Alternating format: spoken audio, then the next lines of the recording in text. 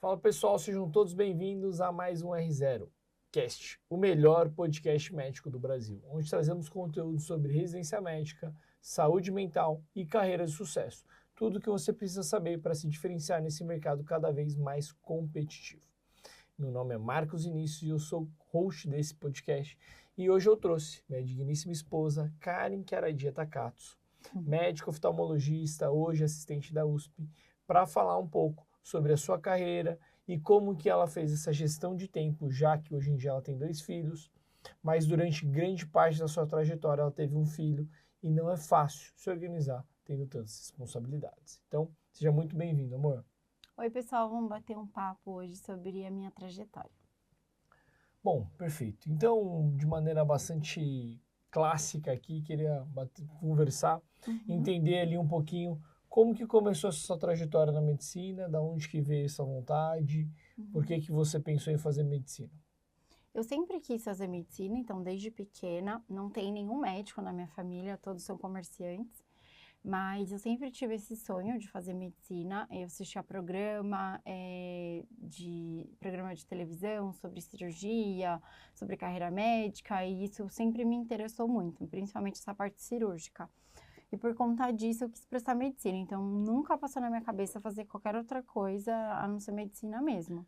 Legal, então sempre foi desde criança, né? Uhum. E aí, eu acho que uma grande virada de chave sua aí, amor, eu acho que vale a pena a gente bater um papo, é o momento que você decide vir para São Paulo, né? Sim, sim.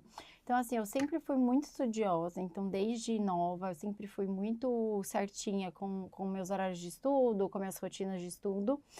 E quando eu estava no nono ano, né, que hoje em dia é no nono ano, oitava série, eu ia para o colégio. E aí eu sabia que o colégio do interior talvez não me preparasse tão bem para uma prova de Não, você vestibular. estava no primeiro colegial. Não, eu estava no oitava Na oitava série. série, Então, tá. quando eu estava na oitava série, eu vi que o colégio talvez fosse, assim, insuficiente para eu passar na faculdade de medicina. Porque, enfim, naquela época, a faculdade de medicina era super concorrida, tinham poucas faculdades, e eu queria muito fazer uma faculdade pública e tudo mais. E aí, na oitava série, eu sou do interior, então eu sou de Taubaté, e fazia o colégio lá em Taubaté mesmo. E eu ficava pesquisando quais eram os melhores colégios de São Paulo e que tinham maior taxa de aprovação no vestibular, né, de medicina.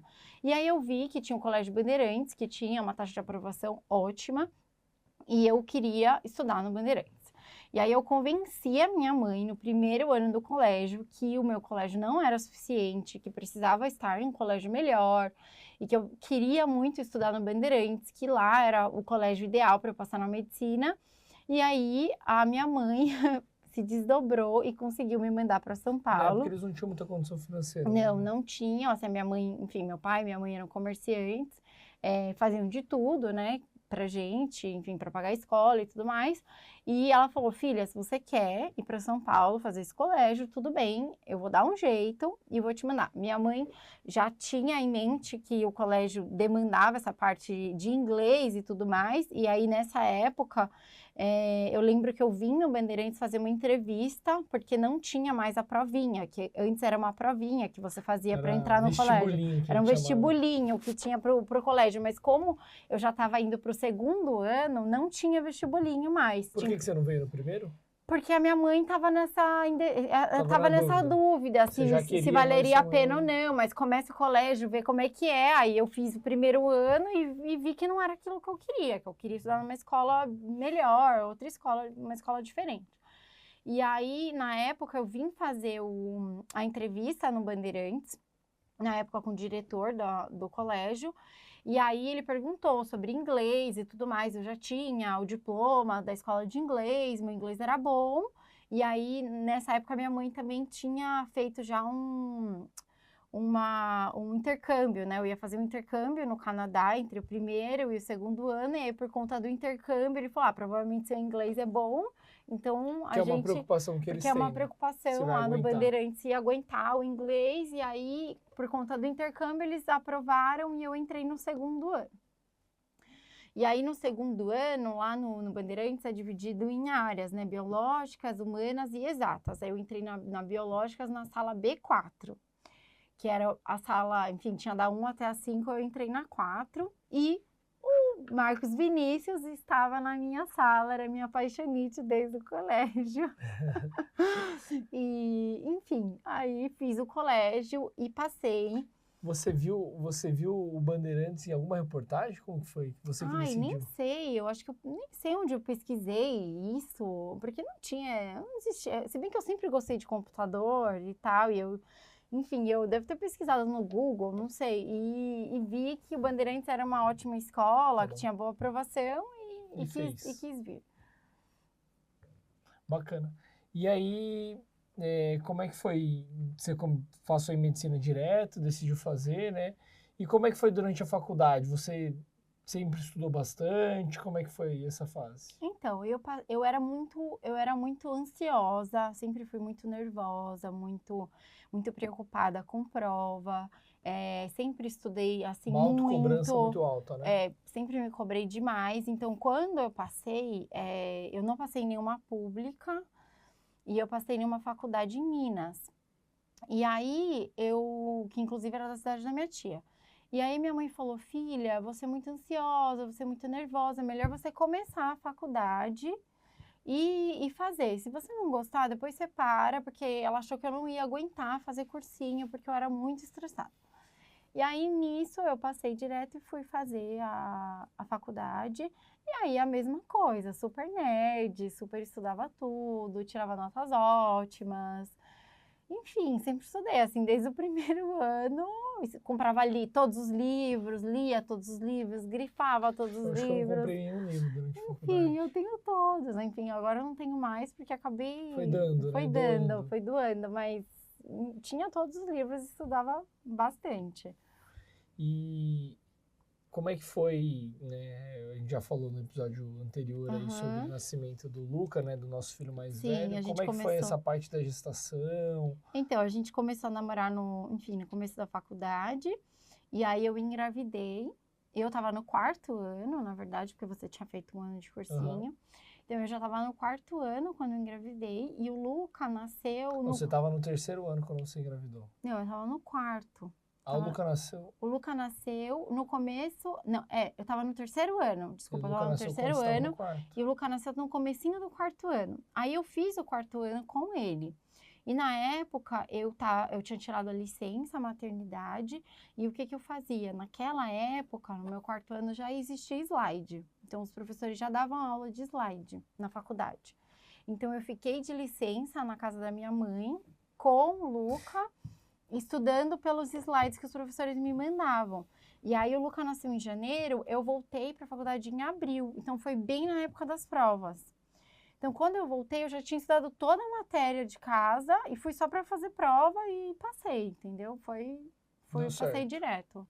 Não perdi ano, nem nada. Mas, e como é que foi depois com o Luca lá, durante a faculdade? Como foi essa trajetória? E aí, depois, com o Lu, eu tinha que me organizar, né? Porque eu tinha que ir para a faculdade, tinha as aulas da faculdade. O Luca, ele sempre dormiu muito tarde, dava muito trabalho para dormir. Nossa. E aí, eu tinha que estudar de madrugada. Então, na verdade, eu fazia ele dormir primeiro, fazia 3 turnos. Então, eu fazia a faculdade de manhã e à tarde, chegava em casa, ficava com ele, brincava um pouco. E aí, eu fazia ele dormir, porque só eu conseguia fazer ele dormir, ninguém mais. E aí, eu estudava depois que ele dormia. Então, às vezes, 11 da noite, eu começava a estudar. Meia-noite, eu começava a estudar. Puxado, né, amor? Aí eu estudava até, sei lá, 2 da manhã, 3 da manhã. E aí eu ia dormir. Cedo.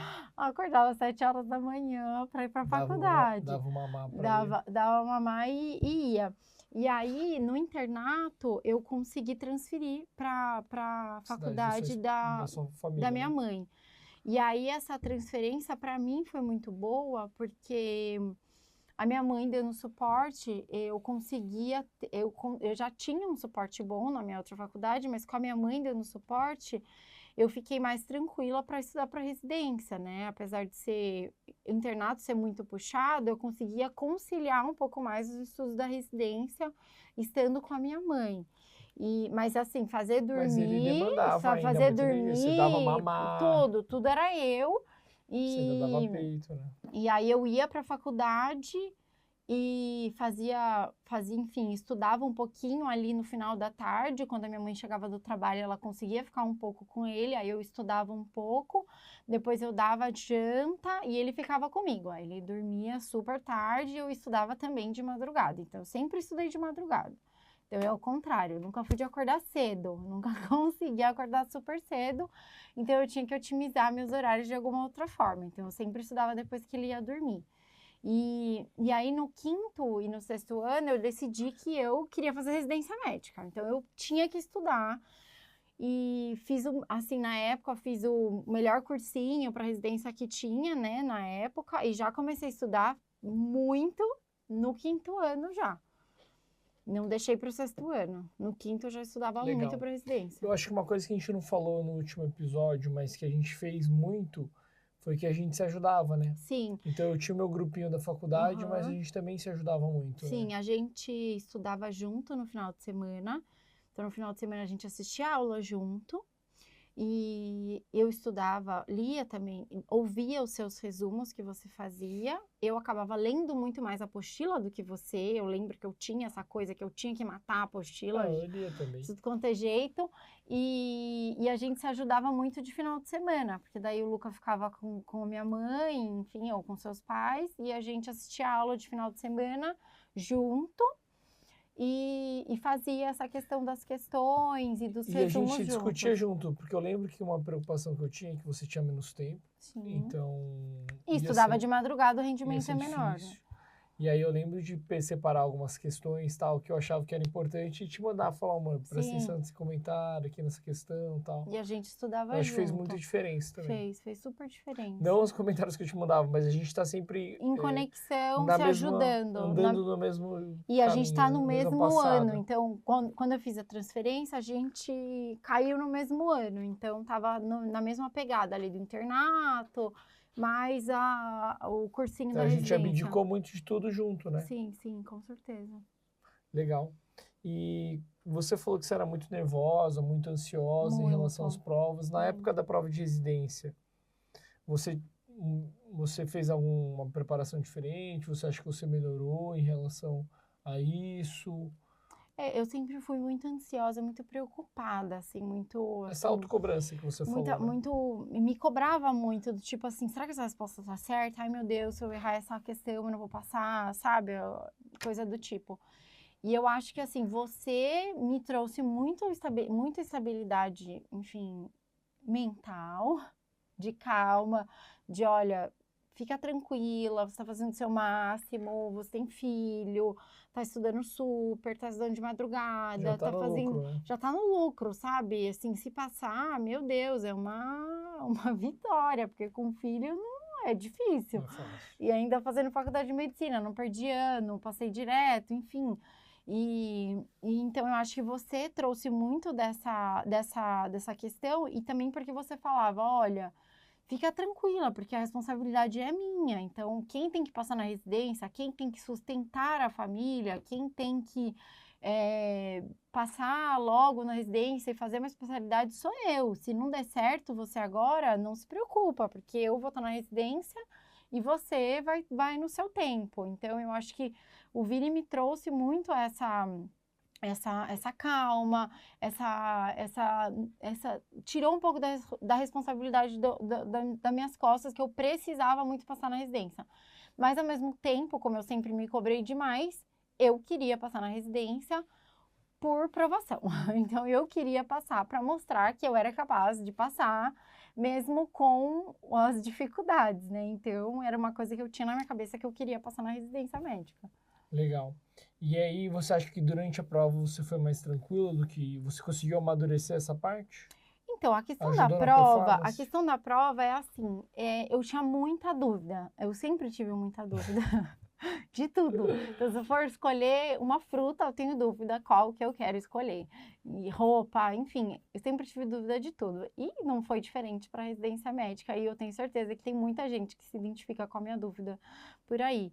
Mas no quinto e no sexto ano, eu gostava muito da parte cirúrgica, mas eu ficava muito na dúvida se eu queria fazer rádio, por ser uma coisa mais tranquila, e como eu tinha filho, eu pensava, vai ser uma residência mais tranquila, vou fazer só exame, enfim, vai ser mais tranquilo, então eu vou para essa residência de radiologia.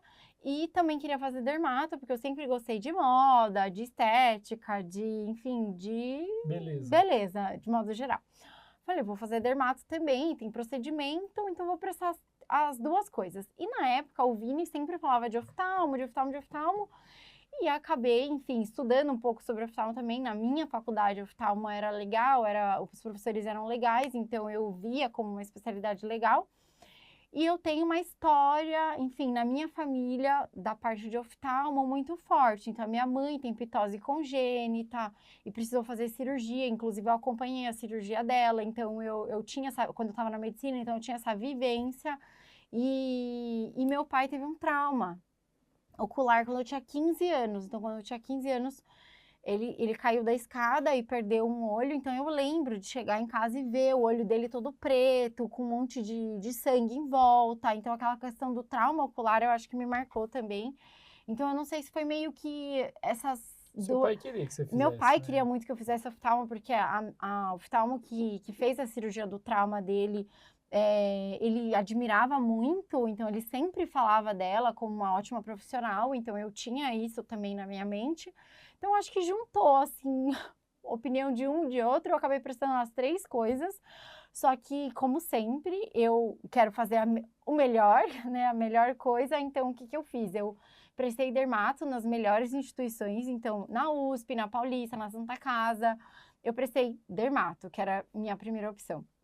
Aí, oftalmo, eu prestei na minha faculdade, porque eu sabia que as outras residências, talvez, na minha faculdade não fossem tão boas quanto oftalmo. Eu sabia que oftalmo lá tinha um volume cirúrgico de catarata grande.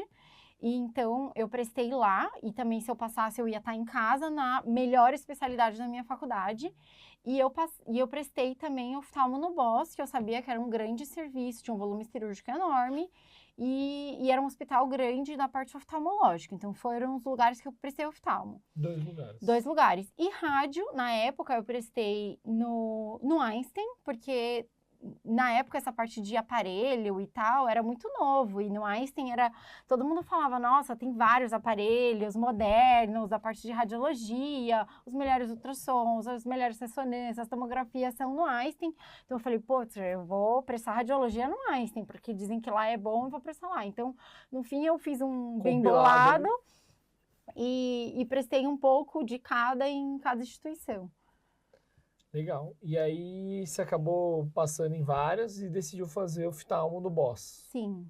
Aí eu passei, na verdade, oftalmo eu passei nos 2 lugares que eu prestei. Então, eu passei no BOS e em Taubaté. Passou no SUS, né? No SUS eu passei em dermato, na chamada, né? Passei também, mas enfim.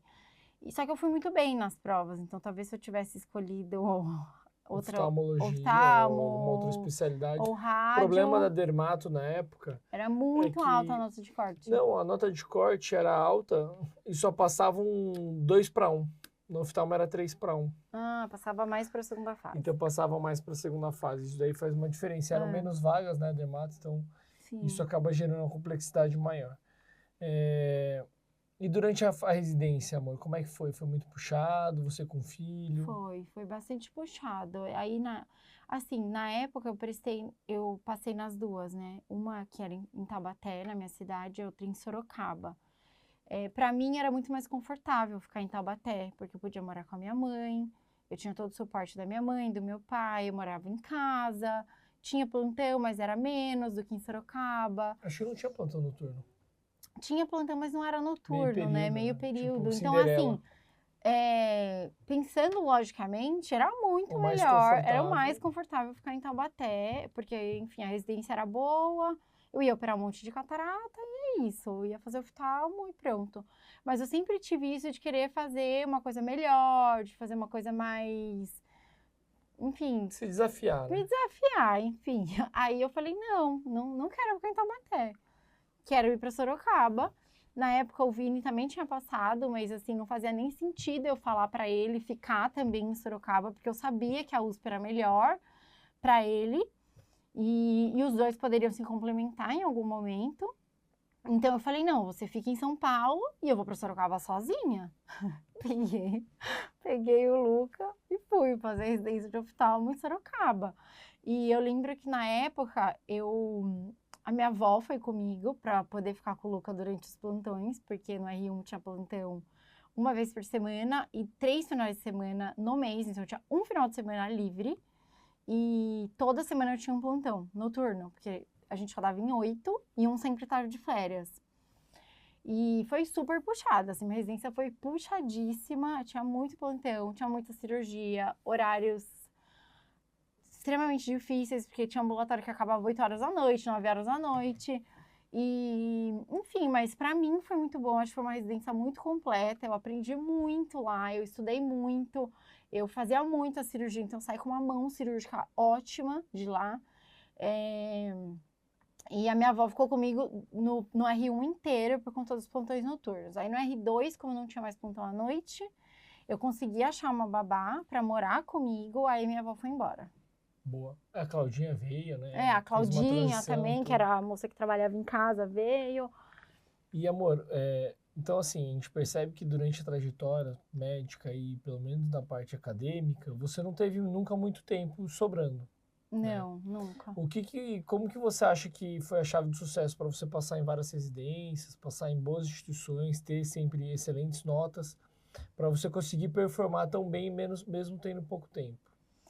Eu acho que eu tenho assim, eu tenho uma vantagem que eu tenho uma capacidade de memória muito grande. Memória fotográfica, né? Então, eu tenho a memória fotográfica. Então, às vezes, eu via, por exemplo, um esquema de uma aula, que eu falava, nossa, se eu bater o olho nisso, eu vou lembrar de tudo que está escrito nesse esquema.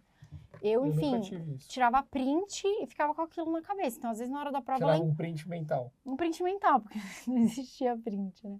Tirava um print mental daquilo e falava, isso eu tenho que fixar. Eu acho que eu sempre tive tão pouco tempo e estudava com um tempo tão restrito e com tanto caos rolando ali de criança falando, gritando, que eu sempre fui de otimizar nas coisas que eu sabia que eu ia memorizar com mais facilidade.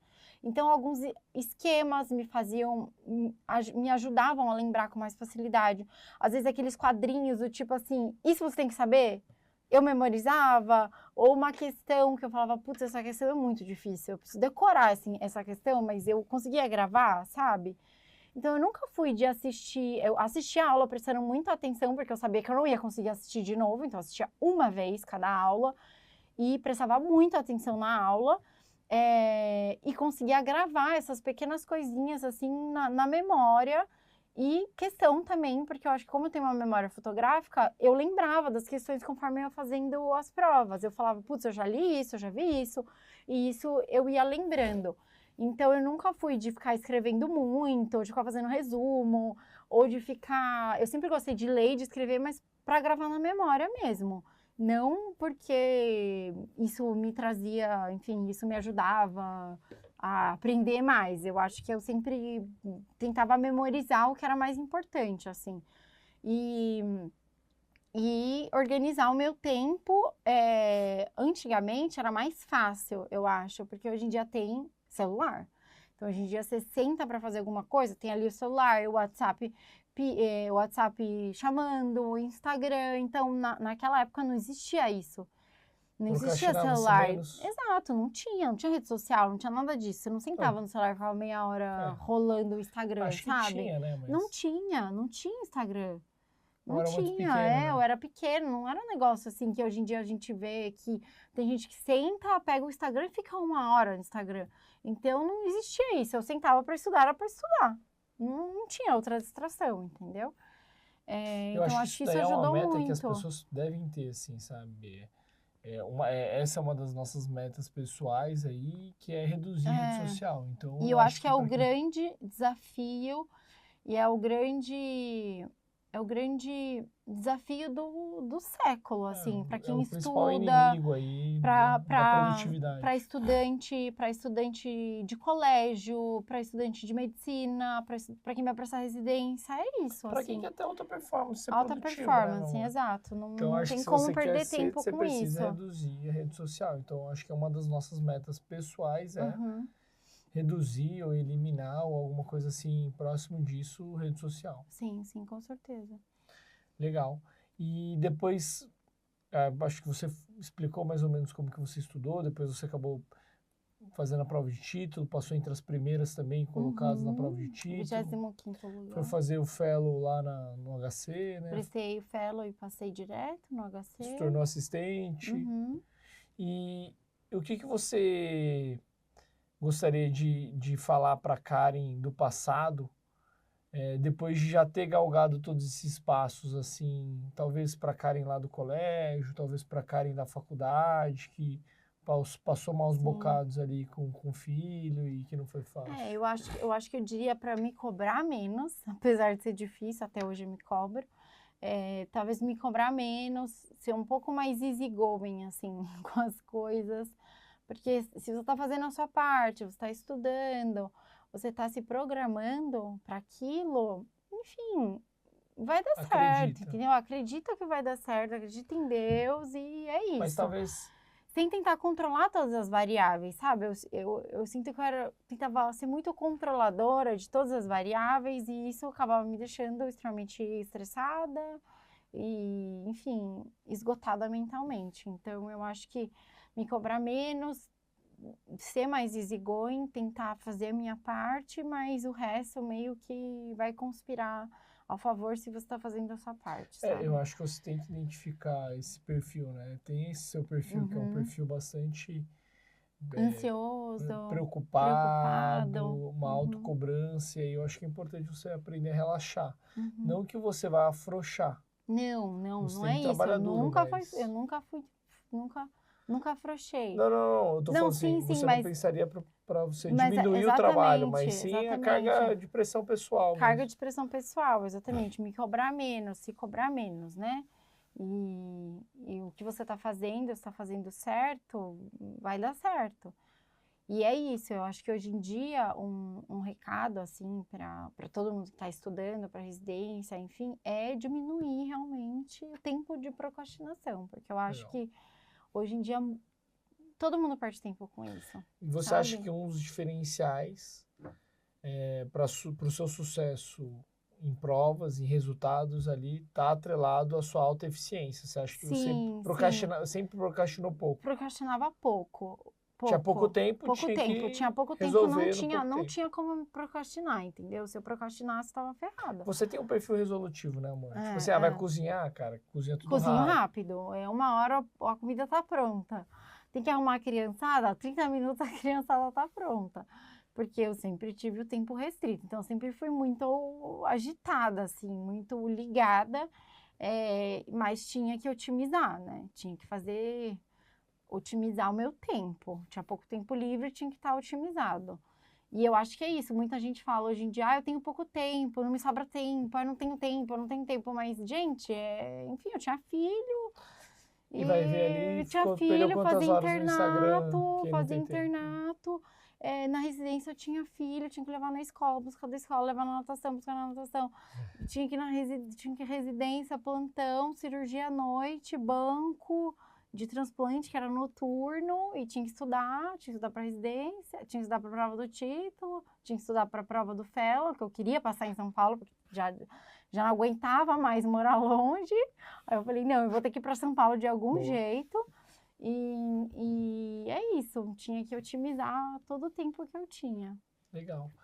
E uma mensagem final, então, meu amor, para, assim, sei lá, uma mensagem que tá na sua cabeça, ou que você escutou aí que é legal, alguma coisa que... Eu acho que eu sempre fui muito sonhadora. Então, assim, eu sempre, sonhava em fazer medicina. Fui e fiz medicina. Sonhava em fazer residência. Fui e consegui fazer residência.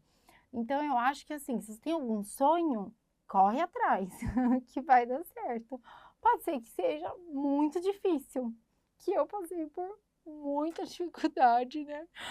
Enfim, Desculpa, passei por muita dificuldade, mas assim, sempre sonhei em fazer uma boa residência, consegui fazer. Eu lembro, quando eu estava no Bandeirantes, eu passava, eu voltava de metrô para casa, aí eu passava na frente do Hospital das Clínicas e eu falava, um dia eu vou trabalhar nesse lugar, sabe? Um dia eu vou estar no Hospital das Clínicas, eu vou ajudar as pessoas, eu vou conseguir.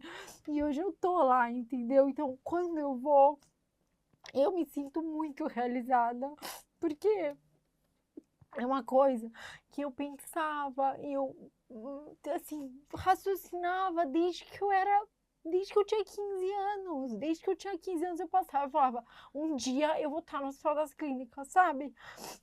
Então é um sonho que eu consegui com muito esforço, com muita dedicação.